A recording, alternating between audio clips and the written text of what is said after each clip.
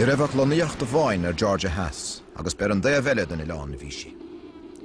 Ní raibh de ráhacha ach seoirse Haas a Thrasnáil. Bhí spiúch stáisiún seirige mílta móra Stromness an ggósta hid. 2,000 díreach trasna na Ileáin. Níor heiste léon duine trasna na Ileáin sin riamh ribhe.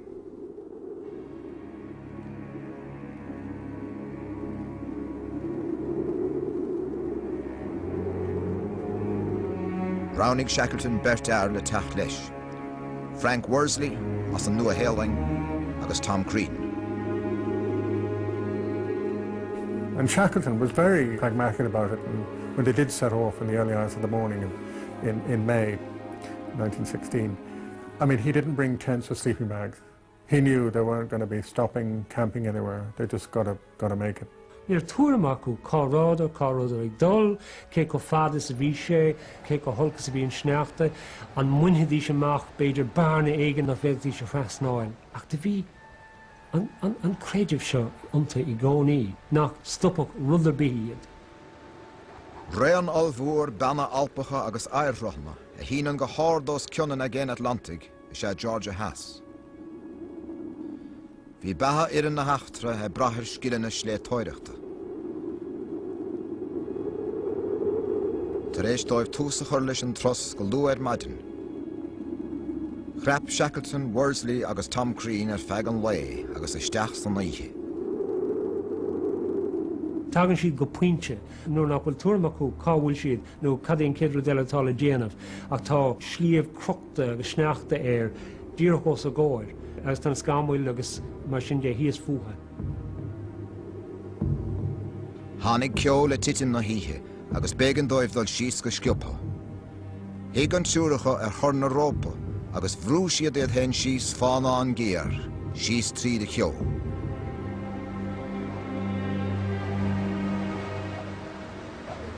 They're going down at a far faster rate than they could possibly have imagined, when the force of the wind knocks the breath out of them completely. And at the bottom of this, they are alive and they stand up. They pick themselves up out of the snow, and initiated by Crean, they each formally shake hands with each other. Ní a gná gine a lehéidí dhéanamh. Ní bheadh an tálaíocht go bhéadtá é sin dhéanamh, mar ní choá sláán, ach bhí an tála Crean I gcónaí. Go dain san ihe, bhar seáil an túr tras na srothair a dúir fi airthrá Crean in I dhéisin. Dainneoin scrúan na práise bheith an amróga, hit siad a rís agus a rís eile. I broke my foot on the Crean glacier because I jumped from one side of a crevasse on the other side. And so the Crean glacier is in my memory for my whole life. And doing this very broken glacier is one of the most difficult glaciers I ever did. I was thinking how they did it.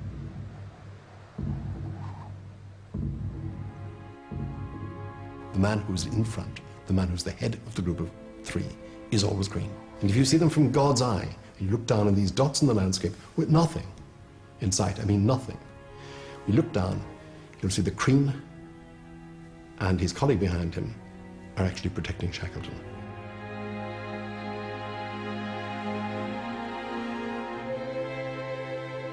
Ní dóinam go greideann Crean riamh nach naróigh leo. Tá muiníonn umláin aige sna captéin, agus ceapá go déanann dá neart sin, neart an captéin, agus neart an mórnéala, go dagann siad le chéile, agus go bhaimíonn siad mar éanad a bháin. Tá si go súil le hinneal morálta go hais éigean, dá mbeadh sé leat. Ní ceapá riamh go deapagort. Och nuair is fiche rééis dóibh tas nuair a dros, chuala an túr fadó gaile á séide sa stáisiún seillige mílta móra. Bhí de tréis Georgia Haas agus a gceann an Antarctic a Thrasnáil. The whalers, the real toughies who'd been 30, 40 years in the Southern Ocean, they couldn't believe it. And I think they had a dinner that evening, and during that dinner, every one of them got up and shook Tom Crean's, Frank Worsley and Anna Shackleton's hand, because they realized that those three guys had achieved something extraordinary.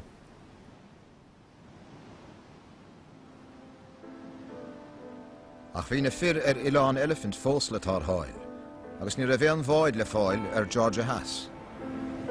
Mar sin, íon Shackleton, Crean agus Worsley a meallach go America Haas le cúnamh a lorug. Ach bhí an cúnamh sin maul le teacht. After all the strain he'd been through, Shackleton, I don't like to use the word nervous breakdown, but he must have had some kind of, it was too much for him, really. And at that particular point, Tom Crean stepped in and produced Hidden Depths. Suddenly Tom Crean, a very quiet man, never very much in the forefront, he suddenly appeared as a man of considerable diplomacy. And he was able to rally the South Americans and well, shall we say, knock some sense into them. Fed CV, hí Shackleton agus Tom Crean, a déanamh an níhil, a dírig Ileán elephant efficient. Faoi dheire, tar éis trí iarracht, deirig lán a fil go léir a hábháil. Níor callach irid is duine bháin na gaibh na heachtra éachtaigh sin.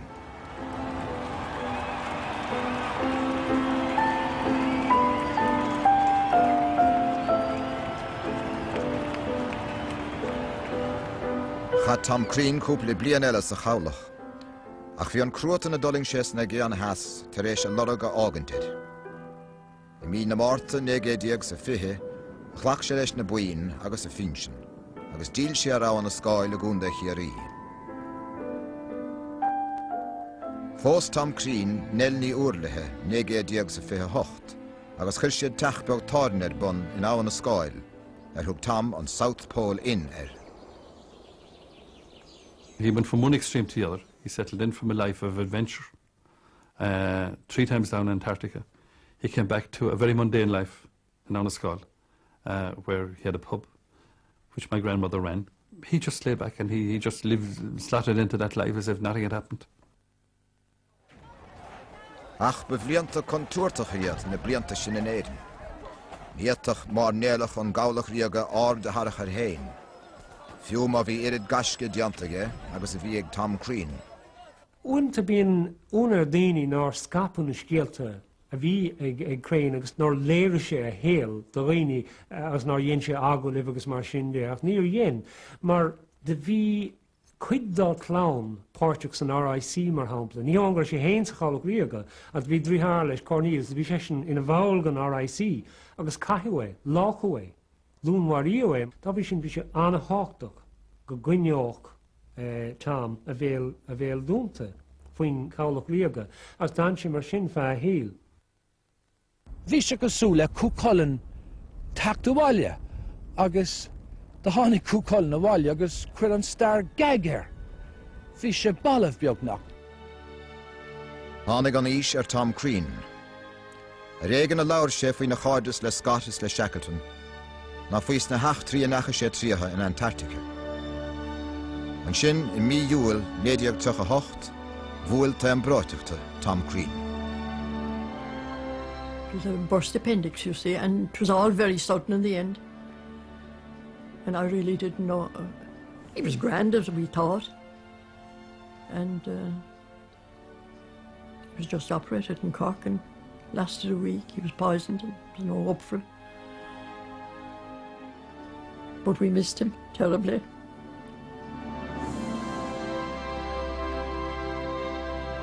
And sometime later, a lovely reed came with a simple card. It was from Evans, whose life he saved in 1912.